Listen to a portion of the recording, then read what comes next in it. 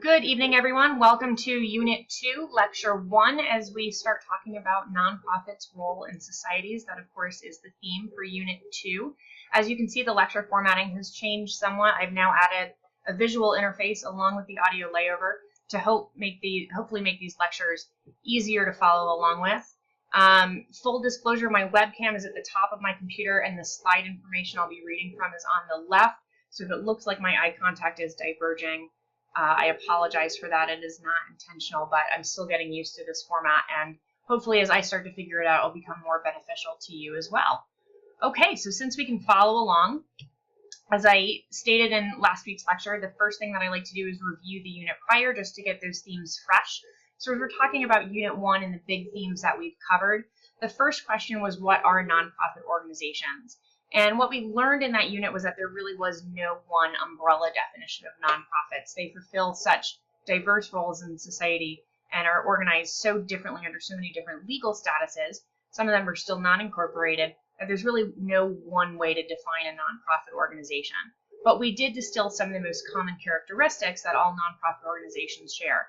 And as a quick reminder, those are being mission-driven organizations. They must serve a public purpose, and they usually are tax exempt.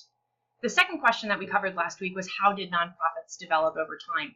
And this took us through 6 key stages in nonprofit history. It started with the more voluntary association movement into our current landscape of having nonprofits that are broad and diverse and exist globally, not just domestically within the United States. Third, we looked at a bird's eye view of the sector and some of the broad challenges that face nonprofit organizations. One of the questions was, what does the sector look like today? And if you want a review on those statistics, you can go back to that lecture. Alternatively, again, you can go to the National Center for Charitable Statistics in case you want to learn a little bit more.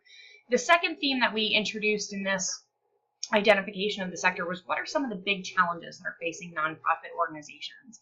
And we introduced a couple of those challenges, and I think it's actually a nice segue into the purpose of today's lecture, which is to look at nonprofits' roles in society.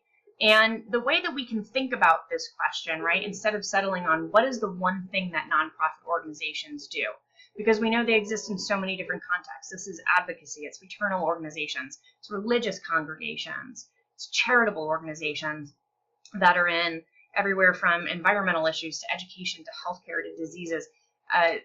It's such a broad spectrum that it might not be wise to say, what is the one role of nonprofit organizations in society? Because I think it really undermines what the sector as a whole can bring to the table. But that being said, one of the debates that we see in the broader field of public administration and policy is this issue of, are nonprofit organizations even considered their own sector? Some scholars will maintain that there are actually only 2 sectors. The first of which is the public sector or government, and the other is the corporate sector. Within this corporate sector, scholars of this orientation will position nonprofits as a specific kind of subset, right? They're not government entities, so by their definition, they should be considered private organizations. Now, the other mainstream view suggests that nonprofit organizations are actually their own sector. And the reason for this assertion is primarily that nonprofit organizations have a dual challenge. The first is to operate in many ways according to corporate practice, right? They need to be aware of the bottom line, they need to have competent employees, and they need to put out programs that reflect the organization's goals in order to be sustainable. And yet these goals are tied to that concept of public purpose. So you might think of a nonprofit organization as quasi-government, it might be quasi-private, it might be its own sector entirely. It really depends on your vantage point. And there are lots of great articles in the scientific literature that discuss the pros and cons of identifying a nonprofit in one way or the other. But when we look at that broader conversation as a whole, we start to say, what are the unique roles that nonprofits play? If they operate in this sector that's not entirely governmental and not entirely private, what defines these types of organizations? And so the way I wanted to structure the question for this unit was to ask, we know that nonprofit organizations fulfill a multitude of public purposes, but how do we assess whether those purposes are being achieved? And that brought us into the discussion from the Sherahart book in chapter 2 about questions of effectiveness and ethical practice. It then followed over into chapter 3, which got at some of the unique organizational features that nonprofit organizations have. And then finally, we're really going to tie that theme together next week with the Hopkins and Gross chapter on the legal context, because that'll provide some additional grounding as to where the nonprofit sector, again, as a whole, stands relative to government and corporate entities. So if we move into the first topic of debate, effectiveness. So what I've done here in this visual display is to provide you with a conceptualization of the 5 facets of effectiveness that were presented in this chapter. Now you'll see here that we're looking at resource acquisition, internal processes, stakeholder satisfaction, goal accomplishment, and adaptation. Now, of course, the 6th measure of effectiveness was this idea of a balanced approach. We typically see that as a balanced scorecard. That's certainly in there. But the reason that I picked these 5 at the expense of that last one is because they get at a broader process of how effectiveness might be determined, whereas something like a balanced scorecard is really more of a measurable type of assessment that you can use and some tools to help guide those decisions of how to balance competing demands. But what I wanted to do in this slide in particular was outlay how all of these measures of effectiveness are related together. And the first way that we can think about these things is by positioning them on what we might call a continuum of inputs on the one hand and outputs on the other. Now, these terms are familiar to you, and certainly ideas such as resource acquisition and goal accomplishment are not unique to the nonprofit sector. Government organizations, corporate entities, they all have to be aware of these factors. So in a broad sense, that's where I want to position this discussion. So if we look at resource acquisition, that is the idea of getting your capital together. This can come in the form of human resources. It can come in the form of your actual accommodations, your type of, your overhead resource acquisition, the actual funds that are needed to get the nonprofit off the ground. And then if we flip over to the output side, the reason that we need to acquire these resources is to help the nonprofit organization achieve its goals. Now, here's what makes the nonprofit sector unique from other sectors. These goals are mission-driven. We talked about mission-driven organizations as being one of the key facets that unites all nonprofit organizations regardless of their specific purposes. So the resource acquisition that nonprofits accumulate need to be really strategically positioned in the best way possible to help achieve the goals that are commensurate with the nonprofit's vision. But along the way, we know that a lot of things happen. Sometimes in scholarly work, we'll refer to this as the black box. You've got an input, you've got an output, and then a bunch of stuff just happens in the middle. And how do we evaluate whether or not the output was actually achieved? And if the output was or was not achieved, what factors influence whether or not we were able to realize that goal attainment? And that's where the issue of internal processes comes in.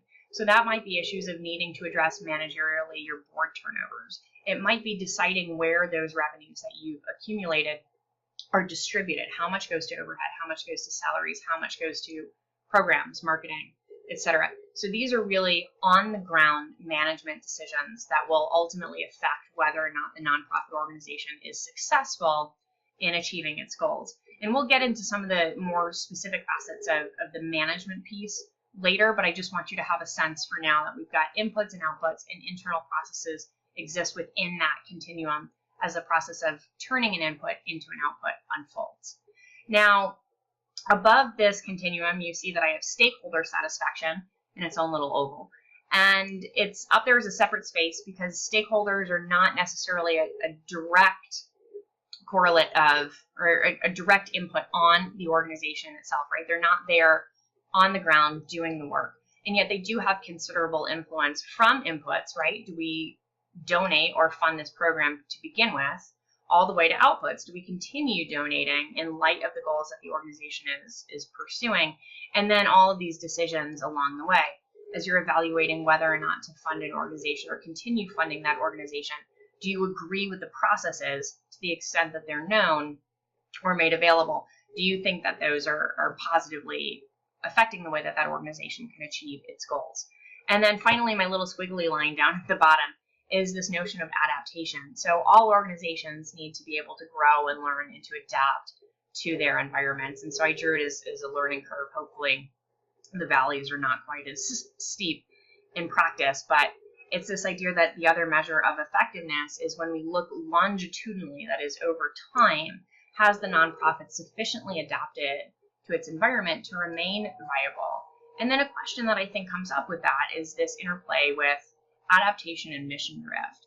When do you make the strategic decision to alter the mission, if you do at all? When do you cut your losses and say, we've advocated for this mission, we're not in a position to adapt and provide a competitive service anymore? And then how are the different ways that you might go about achieving that adaptation? And that's where in the second half of that, and actually in chapter 3, where they talked about some of the different ways that nonprofit organizations can be born and how spinoffs can evolve out of those to really help in that adaptation process. The second half of chapter 2 was devoted to the concept of ethics. And so what I have represented here are, on the right-hand side of the screen, you'll see a triangle between personal, professional, and organizational ethics, and societal ethics are out on the left, kind of in the ether. And the reason for that distinction is because societal ethics, well, they're affected by a number of things. They can be affected by perception. Sometimes it's founded. Unfortunately, sometimes it's misguided. Or is not based on accurate information, but it does have an influence on the organization's sustainability as a whole. But when we're looking within the organization itself, I think these three types of ethics really interplay with one another. So you've got the ability for an organization to set the tone. Is the organization itself advocating ethical practice? Are its managers promoting employee behavior that is ethical? Someone in one of the discussions, and I apologize, I forget who, but brought up in the corporate world the idea of the Wells Fargo issue. You had an organizational practice that dictated unethical professional and personal standards of behavior. And this had a severe ramification on the business as a whole. And of course, we can envision the same type of compromise happening in the nonprofit world. Professional ethics are another thing that's interesting to consider.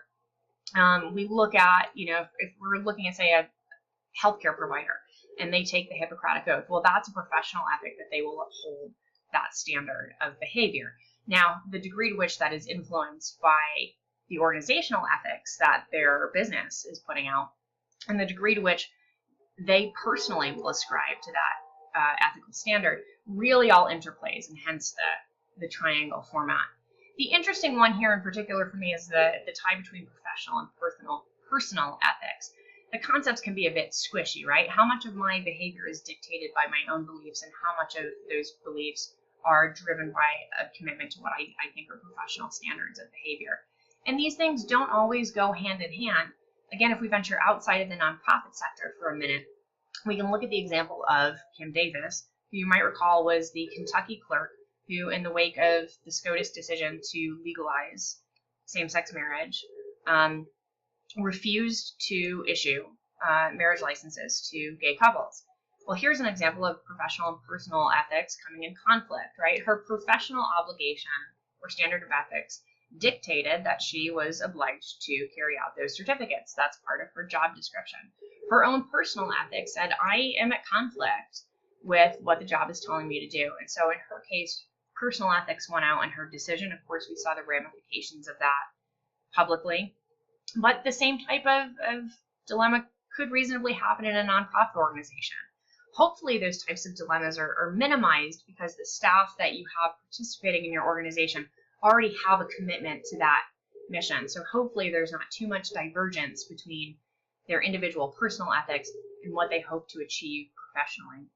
But again, just be aware of these interplays. And again, throughout the book, you see strategies on how we might best achieve things like effectiveness and ethics. But I just wanted to give you a sense of how these concepts are connected to one another. Moving on, in the third chapter of the Shira Hart book, we moved into the discussion of organizational structure, and this is something that will continue in week 4. But for now, we want to focus on this aspect of founding nonprofit organizations. And again, I'm going to diverge here quickly. If you see me fidgeting, I apologize. I hope it's not too much of a distraction. I was once told in an undergraduate class that I fidgeted so much I was distracting the professor. It's a bad little habit that I have, and Again, I'm trying, but sitting still and I have never been the best of friends. You can get my mother to verify that for you. But anyhow, moving on to how nonprofit organizations are founded. What I want to focus on here from the chapter, and again, I know it went into more specifics about how we get things like franchises and subsidiaries to come out of nonprofit formation. But the key concept here that I want to focus on is that of social entrepreneurship. And the reason that I want to focus on this one is because this is what defines nonprofit organizations. If we look at government, for instance, most people typically don't associate government activities or programs with being particularly entrepreneurial in their endeavors, right? It's a lot of the status quo. There are these perceptions, again, some of them misaligned, about concepts like red tape and bureaucratic kind of dragging of the feet. There's not a lot there that suggests innovation. It's building on a history of institution with these gradual minor changes because there's an overall institutional system in place that has been deemed successful enough to work. On the flip side of that coin, we look at corporate entities, and the idea of entrepreneurship is really frequently associated with them, right? How do corporations start making a name for themselves and start generating revenues? Not only do they have to bring a service or a product that is perceived to be missing from the market, but they also are really careful of examining what services and products are already available and how they go about making those better. And that's that innovation piece, that entrepreneurial piece. Where nonprofit organizations differ is the emphasis on the word social in front of entrepreneurship. And that ties back into the concept of serving a public purpose. So social entrepreneurship in a very general sense would just be innovation towards the social service or public good. And so I wanted to adapt the figure that you saw in that chapter from Austin Stevenson and Wise to Learn about this social value proposition, and it's how these three concepts come together to influence the creation of that social value.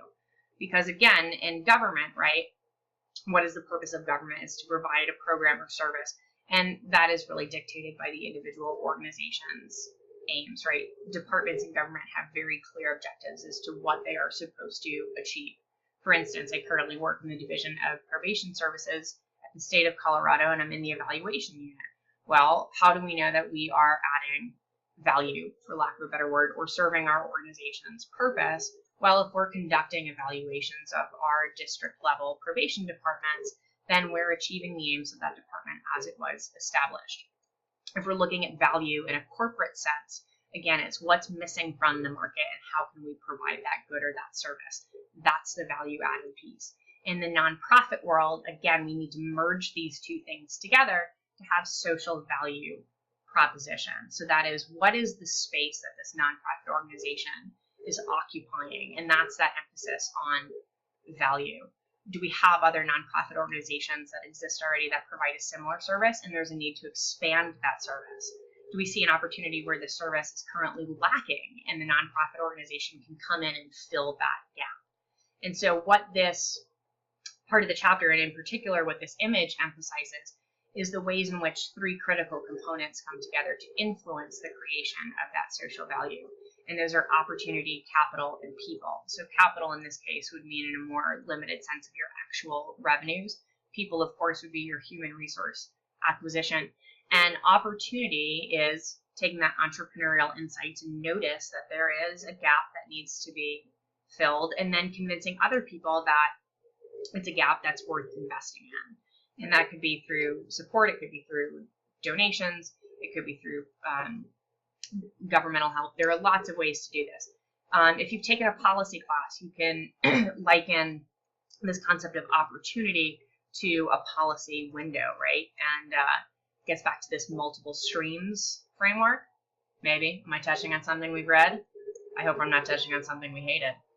But in the multiple streams framework, right, the policy entrepreneur, incidentally uses the word entrepreneur as well, needs to see this window of opportunity open.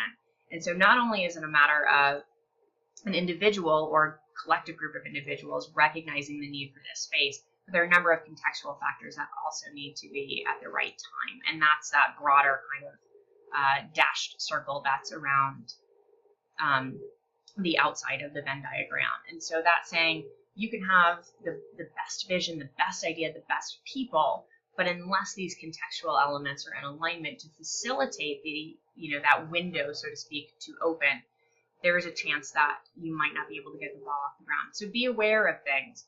What is the general gist or nature of societal needs or desires? What are some of the conditions of government support?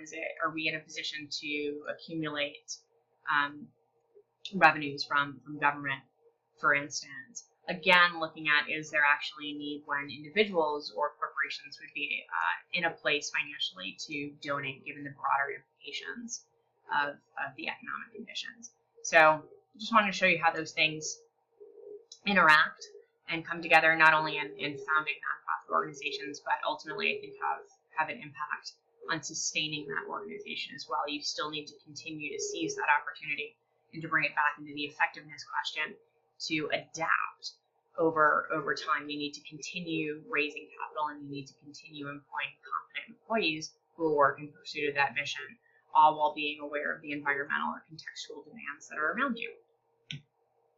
All right, so questions or food for thought. The questions that I have this week, in light of the Venn diagram that I just proposed, really get into this idea of environment. So my first question is, to what extent are nonprofit organizations shaped by their external environments? Now, it might seem like a straightforward question, but when we start dissecting that phrase, external environment, I think we can see that has a lot of components. These are things like the legal imperatives or the legal context in which they have to operate.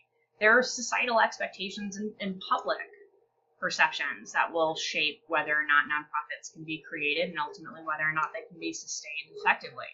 And there's also government support. We saw in Chapter 1 that there were ebbs and flows to big government, small government, how much funding is going to be allocated outside for contracting or for charitable donation. So when nonprofits are operating, how much of that operation and the ways in which these organizations are formed, are structured, and are sustained are influenced by the external conditions. But then at least the flip side of that coin, right, which is, to what extent can nonprofit organizations shape the environments in which they operate? Can nonprofits all of a sudden enter with a program or service that is not being provided or not being provided adequately enough and say, hey, we can come in, we'll be a competitor here in this environment because this particular service performs a public purpose? And all of a sudden, if this venture is successful, now you've got other groups, whether it ends up being government or corporate or other nonprofits, who leap on this opportunity and begin the act of mimicry. Sometimes we call it institutional isomorphism, but I can't even say that word. So how much of it is can a nonprofit influence other organizations' ability to learn and adapt? What do you see in your own experience? Do you see the degrees to which your organization might be shaped by the conditions in which it operates? And have you seen instances, particularly within your communities, where the work that your nonprofit is doing has been able to shape the broader environmental structure? Have you seen your nonprofit be able to garner, say, additional societal support for an issue where it might not have been there before? That would be one example of a nonprofit changing its environmental structure. And these lead into the third question, which is, how do nonprofit organizations balance the competing demands of cooperation and competition? In the corporate world, right, we tend to think of competition. You are fighting for the best employees, you're fighting to put out the best product, and you're fighting to make the most revenue. Nonprofits do have to have some aspect of competition, right? They need to convince their donors, they need to convince their clients that the services that they are providing are justifiable, right? The services that we're offering or the programs we're offering are a benefit to you for reasons A, B, and C, which, for lack of a better word, we'll call competition, right? It's part of that survival element. And yet we find more and more that nonprofit organizations are also working really in depth with other nonprofits, with the government, with corporate entities, to come together in order to broaden their reach and to learn from one another. There's this great ability for organizations to share that institutional learning with one another for the betterment of either individual, organizational, or collective objectives. But in a broad sense, how do we balance these competing demands? So So the application for this week, we are looking at a nonprofit organization called the Nature Conservancy. Again, sometimes I struggle with words. I'm from New England. I really tried to lose the Boston accent. I'm doing the best I can. Occasionally I get tripped up. The Nature Conservancy is a nonprofit organization. I've copied for you the mission and vision statements. So the mission of the Nature Conservancy is to conserve the lands and waters on which all life depends. The vision statement reads, our vision is a world where the diversity of life thrives and people act to conserve nature for its own sake and its ability to fulfill our needs and enrich our lives. Now, the reason that I bring up the Nature Conservancy as our application piece for today is because there is a series of controversies, and I'll discuss those briefly, that really led to some considerations about where the shortcomings of this organization due to questions of effectiveness or questions of ethics. And in particular, I think we'll see that these lines are not always easily discernible, right? Part of it's ethics, part of it's effectiveness, and we can't always disentangle these two concepts. So just to summarize a bit for you, controversy broke. Well, it's really been breaking throughout a number of years. I think it was first in 1999, again in 2004, and most recently in 2014, when it was discovered that over the course of its history, the Nature Conservancy had received millions of dollars from corporate industries in return for getting those donations in order to sustain the nonprofit and promote its mission of conserving protected lands.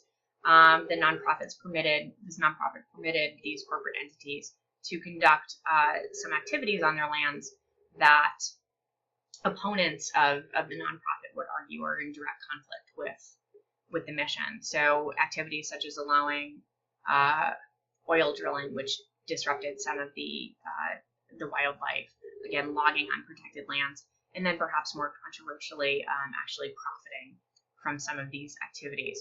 So the question that it leads me to in light of this week's discussions is really what issues are at play here. If we think back to the readings of Chapter 2 in the Sherahart book, the first question is effectiveness, right?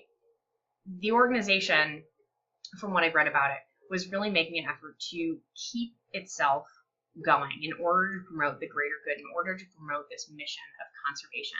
And in order to do that, they made the decision to acquire as many resources as possible, regardless potentially of the implications that source would have on its ability to perform its activities in pursuit of conservation. The other was internal processes. There were management decisions that were made to take this money and to honor agreements such that in light of some controversies, the TNC decided that it was actually not going to allow more oil drilling or more investments from companies like Mobil or BP, but it did make the internal process decision to retain existing agreements. And also this concept of stakeholder satisfaction. Well, you now have corporate entities who have become stakeholders of this organization by granting either monetary funds or lands. Now we see a conflict with what the stakeholders want in return for those arrangements. But then we also look at the ethical considerations that are involved. We have organizational ethics that are at play here, right? In an attempt to sustain the organization, the organization itself made some potentially questionable ethical decisions about what behavior it would promote in pursuit of that larger mission. The second is professional ethics that were at play here, right? You have people who had devoted a professional standard to maintaining conservation, and yet here they were making decisions that were perhaps in conflict with that training that they had. And the third is societal ethics, and I don't mean this implication to say that society was wrongfully questioning of this organization, but the pressure that the societal expectations put on the organization were certainly a factor here, as the TNC opted to reassess some of its policies and adapt some of its programs moving forward. So as you're thinking through the concepts of effectiveness and ethics, and particularly the way in which the Unit 2 discussion was structured, and what is the relationship between these things, this example of the Nature Conservancy highlights the fact that they're not always these easily distinguishable, concrete concepts, right? These are squishy. There are areas where you might look at it and say, but hold up, Piri, you left out personal ethics. Weren't those at play? Sure, you can make the case that lots of these things were involved, and some to more or less degree and with more or less of an implication on the organization than others. But the point that I'm trying to illustrate here is that these things are in constant rotation, and there are times when your pursuit of effectiveness might come into conflict with the ethics used to support your goals. All right, and since we are running long on this presentation, for those of you who have stayed with me, thank you so much. I just want to wrap up with a quick preparation for next week. Next week we are heading into week 3. We continue Unit 2, which means we'll be reading the Hopkins and Gross chapter on the legal framework of the nonprofit sector.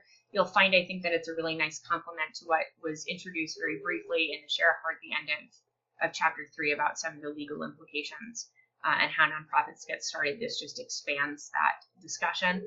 Again, it's not in your textbook, but it is available for you on Canvas. Reminder that your nonprofit profile assignment is due by February 12th. You can find the full assignment description under the Assignments tab on Canvas, and the grading rubric has been posted on the Files tab. And of course, remember that you can ask questions on the General Questions Discussion Hub. In your modules, if there's anything that you saw this week that you'd like to discuss in your threaded discussions, please feel free to do that. I'm always up for a good debate, and hopefully your classmates are as well. And then remember that you can always email me. So thank you very much. Have a great weekend, and I will see you all next week. And also, go Pats. I was going to put in a couple of memes here insulting some of our Steelers fans, but it's early in the semester, so I'll just wait to rub that in after the Super Bowl. All right, take care. Bye-bye.